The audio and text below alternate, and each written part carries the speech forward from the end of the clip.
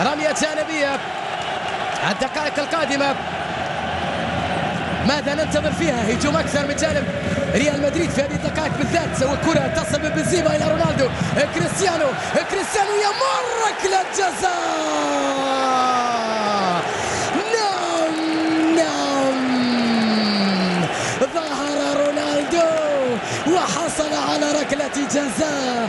عندما ظهر كريستيانو يحصل على ركلة جزاء، تبهر الجماهير، تحتفل الجماهير، وركلة جزائية مدريدية. هنا مر وهنا إعاقة من ثاني وهنا ركلة جزاء، وكريستيانو يحصل على ركلة جزاء.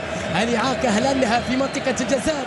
هل أنها في داخل منطقة الجزاء من الخارج؟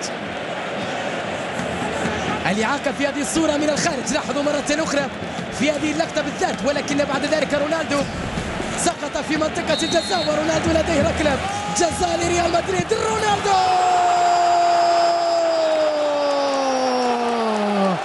كريستيانو هدف ثالث للريال. عاد كريستيانو، بان، ظهر، وبالفعل يسجل في الكلاسيكو مرة أخرى.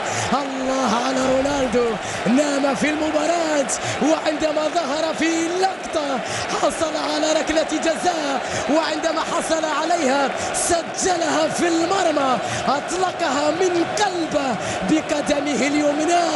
روعة من كريستيانو، وهدف ثالث للريال. وعادوا ليتقدموا، ليحتفلوا، ليتصافحوا، ليتألقوا، ويريدونها سهرتهم وليلتهم في ملعبهم بين أنصارهم.